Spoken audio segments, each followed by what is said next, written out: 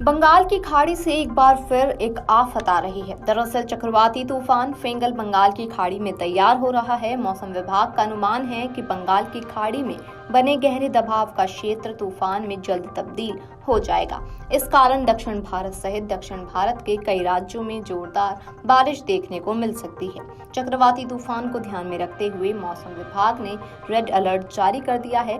बुधवार को ये तूफान त्रिंकोमाली से करीब 120 किलोमीटर दूर दक्षिण पूर्व में था। वहीं नागपट्टिनम में 370 किलोमीटर दक्षिण पूर्व, वहीं पुडुचेरी से 470 किलोमीटर दक्षिण पूर्व और चेन्नई से 550 किलोमीटर दक्षिण पूर्व में था। चक्रवाती तूफान पर मौसम विभाग लगातार नजर बनाए हुए है।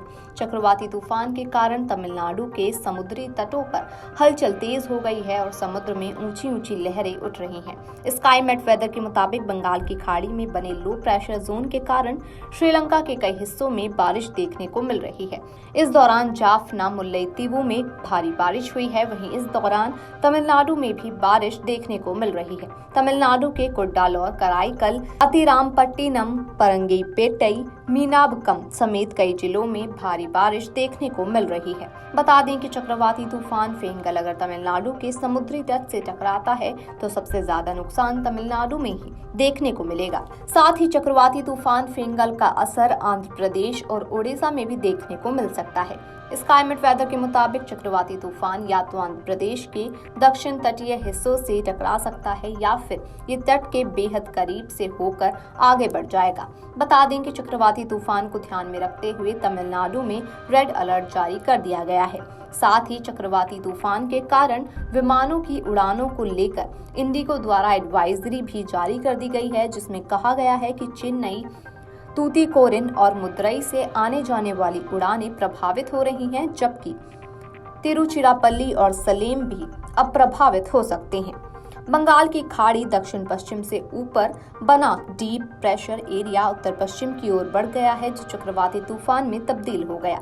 ये 12 घंटों में श्रीलंका तट के किनारे उत्तर पश्चिम की ओर बढ़ने की संभावना है। फिर ये धीरे धीरे भारत की ओर बढ़ेगा और 30 नवंबर की सुबह के आसपास कराईकल व महाबलीपुरम के बीच उत्तरी तमिलनाडु, पुडुचेरी तटों को पार कर जाएगा। चक्रवाती तूफान का असर कई राज्यों में देखने को मिल रहा है, जिसमें तमिलनाडु और पुडुचेरी में 26 नवंबर से तेज हवाओं के साथ बारिश हो रही है और ये सिलसिला 29 से 30 नवंबर को और तेज हो जाएगा। तमिलनाडु, पुडुचेरी, आंध्र प्रदेश और यनम में 1 से 2 दिसंबर को भी हल्की से मध्यम बरसात हो सकती है, जबकि कर्नाटक में 29 से 2 दिसंबर तक, तेलंगाना, केरल में 30 नवंबर से 2 दिसंबर तक और लक्षद्वीप में 1 से 2 दिसंबर को बरसात हो सकती है। अंडमान और निकोबार द्वीप समूह में पूरे सप्ताह हल्की से मध्यम वर्षा होगी।